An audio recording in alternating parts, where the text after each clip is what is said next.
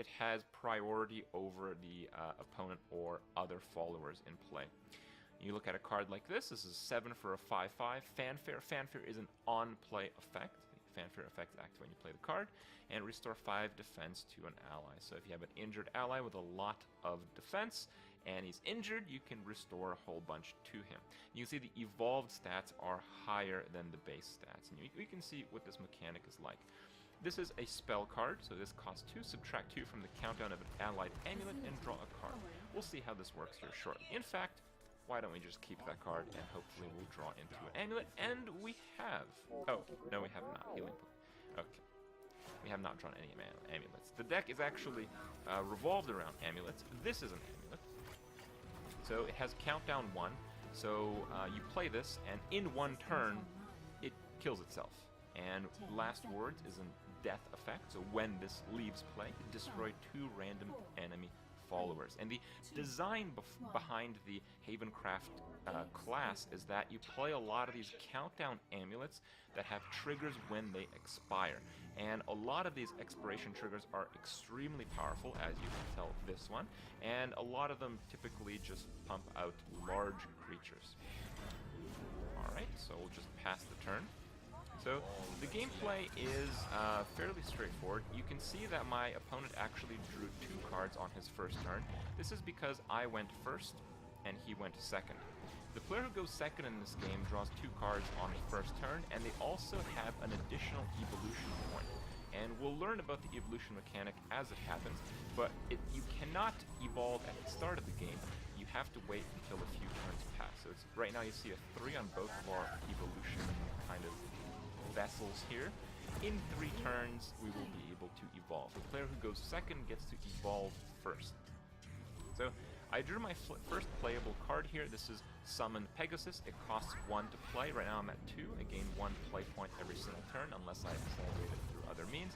Last word, so when this card dies, when the countdown expires, I summon a Pegasus. What is a Pegasus? Let's have a look. It is a 5/3 follower and evolve a 7/5 follower. So let's just go ahead and play Summon Pegasus. It has a countdown 4. This is an amulet. If my opponent has a trigger to destroy an amulet, it will summon Pegasus right away. My opponent chooses to play a Sweet Fang Vampire and has the ability Drain. So Drain is when it attacks, only when it attacks, the damage that it does is restored to its owner's health total. So if he was missing health, if he was at 19, he does 1, he'll go back up to 20. That's the idea there. Alright, so it's time to play some Havencraft. It's time to pump out and accelerate some of the amulets. So I'm going to play this spell here called Hollow Dogma, which subtracts 2 from the countdown of an allied amulet, and I get to draw a card. So I choose the only amulet I have in play. So next turn, this will trigger. It'll play the 5/3 Pegasus. So the turn after his follower was played, he's able to attack with it. He chooses to attack my face because, well, that's the only thing he can attack. The countdown goes to 0, and Pegasus is summoned. So let's just see what we can do right now. I can play a Priest of the Cudgel who has an evolution effect to Banish. Banish is like Destroy, but the Banish Destroy is different than the Destroy Destroy. So this is destroy 2 random enemy followers, but a Banish effect is a Destroy effect that overwrites Last Words. So if you banish something, the on-death effect, if the card has one, will not trigger if it is banished. So it has a little bit of an advantage. So I can choose to play this guy, but I'm not going to do that because he's not a very big follower, and my opponent will be able to evolve at the start of his next turn, and he will probably get a favorable trade if I do play him. So I'm going to choose to instead play the Death Sentence to destroy 2 random enemy followers, and it'll happen at the start of my turn, so my opponent can manipulate that a little bit. I'm not allowed to attack with my Pegasus yet because it was just summoned from the depth of my amulet. End of turn. You can see that he can now evolve, and the game very clearly tells you that. There's Blood Pack, draws 2 cards, deals 2 damage, and okay, he just double traded into my Pegasus. My amulet is going to trigger. He doesn't have 2 guys, but he has 1 guy. Now, sadly, my opponent did not have any followers at the end of the turn, so I can't really do too much right now. I can choose to do a Beastly Bow and countdown 2, and the last word, so when it expires, it summons a Holy Flame Tiger. The Holy Flame Tiger is a 4/4, or when evolved, a 6/6. So what I can do here, I can play the Beast of Vow, and I can do a Healing Prayer. It restores 3 defense to an ally. An ally is also your character here, and it subtracts 1 from the count of all allied enemies. So this will go to 1, meaning at the start of my next turn, it will go to 0 and summon the Tiger. So let's do that right now. I can heal myself, so it has an effect, even though I don't have a follower in play. It goes to 1, and we'll probably counter what you play. So Fanfare, on play effect, deals 1 damage to both players. He plays another guy, Fanfare plus 2 attack if Vengeance is active. So he's playing Bloodcraft, and Vengeance is kind of like the mechanic behind Bloodcraft, and Vengeance is an activation effect if he has 10 or less defense. So my Holy Flame Tiger was summoned because my amulet expired, and I have a few options right now. I can evolve. This is where the game gets very interesting. I can evolve twice, my opponent can evolve 3 times. This is the case because he went second. And evolve is kind of like the massive tempo war between the players that dictates who's going to win mid-game, and it's one of the most amazing mechanics I've ever seen in a card game. So I can choose to play a Priest of the Cudgel. Evolve banishes an enemy follower with 3 or less defense. Can do that. I can give a buff to one of my guys. So what I'm going to do is, I'm going to play the Priest of the Cudgel here. I'm going to show you how evolution works. So Priest of the Cudgel has an effect that triggers when he evolves. Remember, I can only evolve twice, so I have to be very smart about when I evolve. Now, this is not a particularly good evolution, but I'm going to do this so you guys understand how the evolution system works. You can see that his stats go up by 1 attack and 1 defense when I evolve him. Generally, as you can see from the Holy Flame Tiger, the attack and defense go up by 2 for a typical evolution effect. It's probably going to be the same for both the followers of my opponent, but he doesn't gain as many stats because he has an evolution effect. But I'm going to trigger this just to completely clear my opponent's board. Again, I actually don't think this is a great play, but I want to show you guys and highlight the mechanic in its best form. So we're going to evolve. The evolution effect triggers banish an enemy follower with 3 or less defense. So I can only target this one. So he gets evolved. I use up. He can only evolve once a turn. So you see my orb is empty, and I only have 1 crystal left, so I can only evolve once more total for the rest of this game. And you can see the guy I just played suddenly can attack. But I cannot attack my opponent in the face. So the evolution mechanic is strictly for tempo game, for tempo and board control. It is not for aggressive face plays. So you're not going to see very many cases where evolution effects just, end the game and push for a burst scenario so you kill your opponent. None of that, really.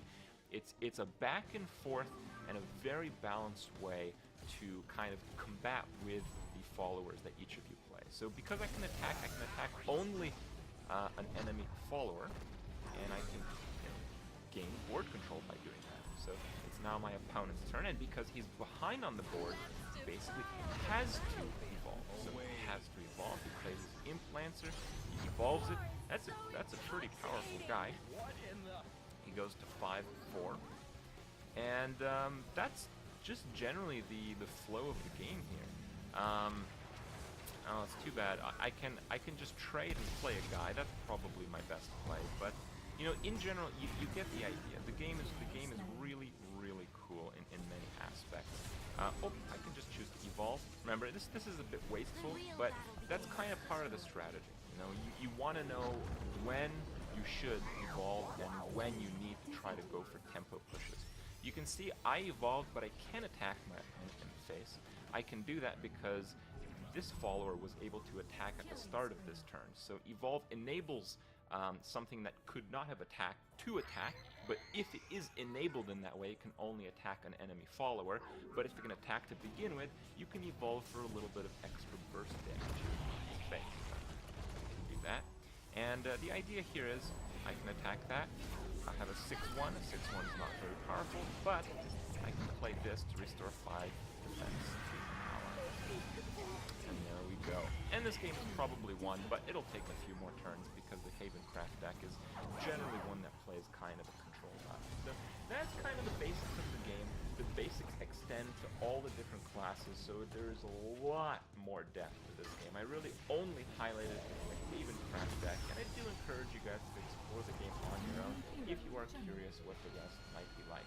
Today I want to highlight the Arena mode, however. I played a lot of solo and I played a lot of Arena. Arena in this game is really a wonderful experience that has new and exciting ways to kind of manipulate your drafts and opponents throughout. So there's just so much cool stuff to see.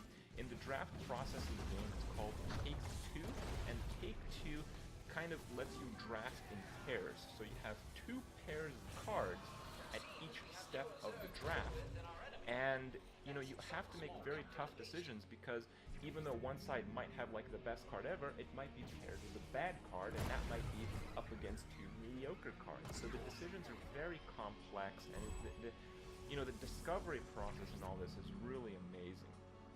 And another thing is, you get certain rarities at certain levels in the draft. So at the start of the draft, you actually start with legendaries and epics. So that allows you to dictate the synergy of your deck surrounding your most powerful cards. It's not just the craft, there's a lot of skill involved, and yeah, the experience is just awesome. So, hope you guys enjoy the clips to come. It is a highlight of my most successful run with Haven Craft. That's why I highlighted the basics with the Haven Craft deck, so you can kind of understand what's going on, and, you know, understand the game on a little bit of a deeper level.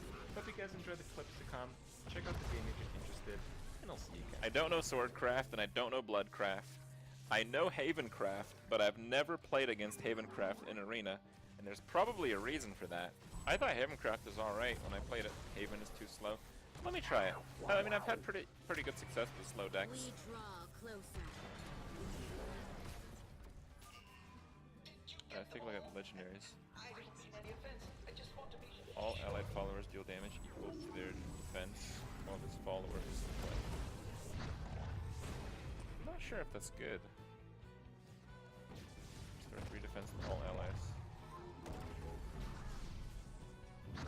This current enemy chance to destroy all followers. Whoa! Swipe right! Alright, what are these? Fanfares is on-play effect. Give all allied followers resistance to target. Okay. So when you play this, all of your stuff can't be targeted. Evolved. Count on 1, destroy 2 random enemy followers. 4, 4, 3. When you evolve, subtract 2 for countdown. 3 for 2, 2 ward. During opponent's turn, subtract 1 for any damage dealt. I think I like left. I think Death Sentence is a nice card.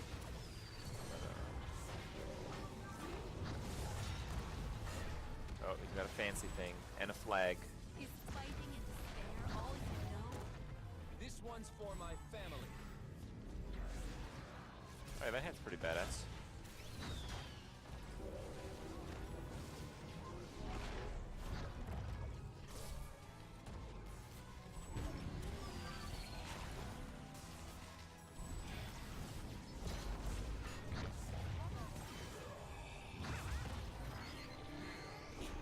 Got ramp.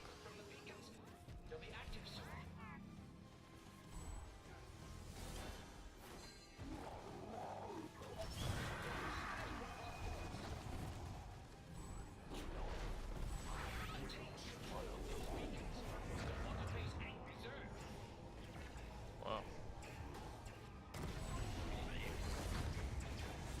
Can only attack if overflow is active on you. Jeez. My dragon blood boils.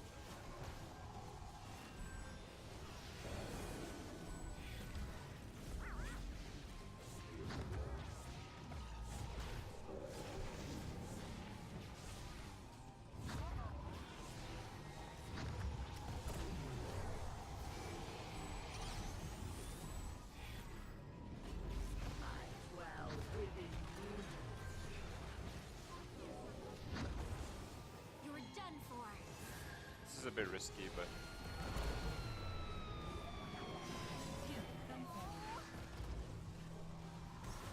I'm gonna try it.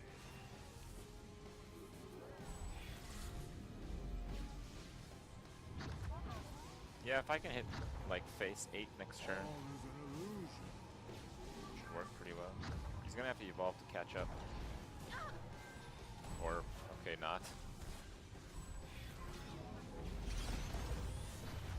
I can attack next turn.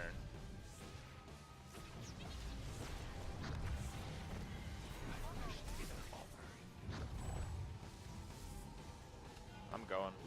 The real battle begins.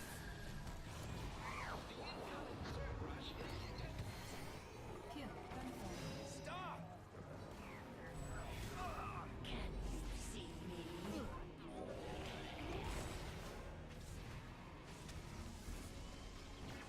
All I have to do is stay alive until 8 and then evolve a Lucifer and he dies. I can't lose to you. Oh, he has the AoE effect. That's fine. You'll never die.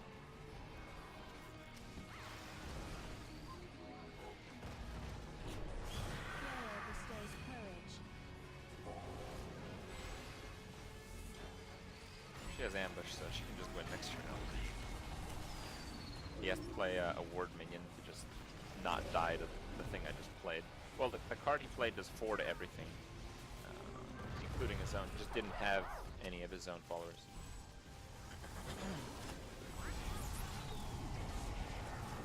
Be gone!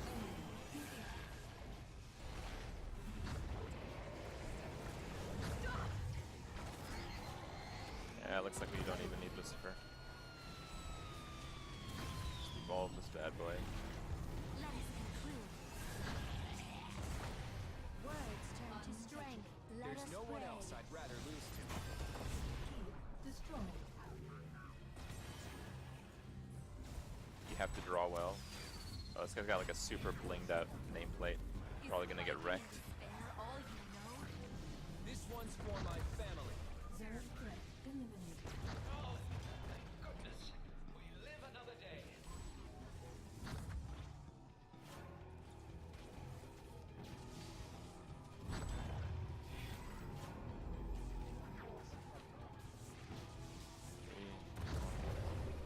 Good. Should work out.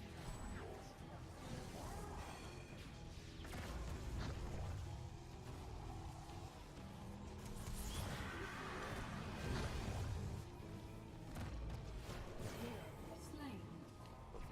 All allied actions. Wow. That's really good. No! He's done! Slain.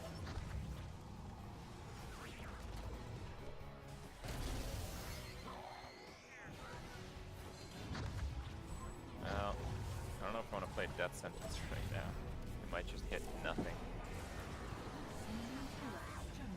I might hit that though. Stop! Hit for 0.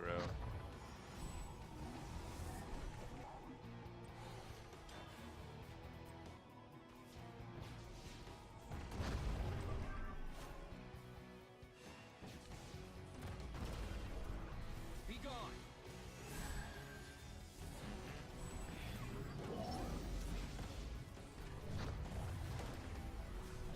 Interesting. No! No!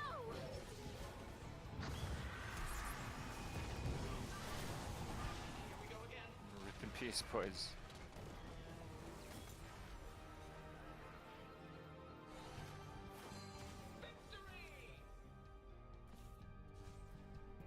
I can heal myself.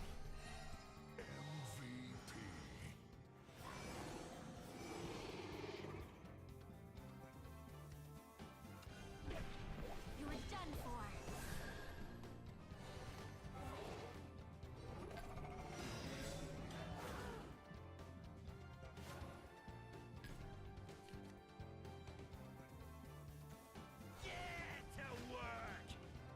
It won't be long now. Oh, that's pretty good. Show no mercy!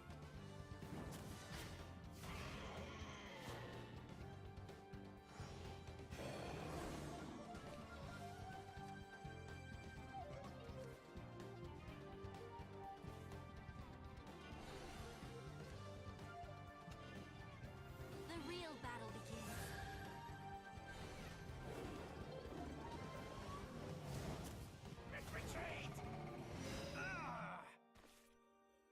We're just gonna kill this guy at the end. Don't evolve. I'm winning by a lot, so the evolve tempo is gonna force him to evolve, which means I'm gonna be winning and in control of the board There's most no likely. one else I'd rather lose to. See? I'm beating the guys with fancy titles.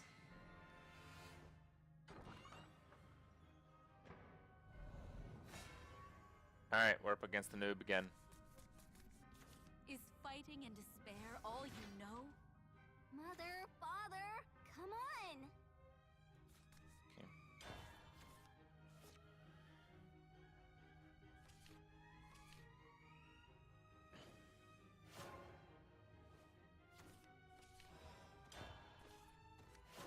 Let's count down 2. Well, maybe it's better to do this guy then. Nah. Let's invest on the board now.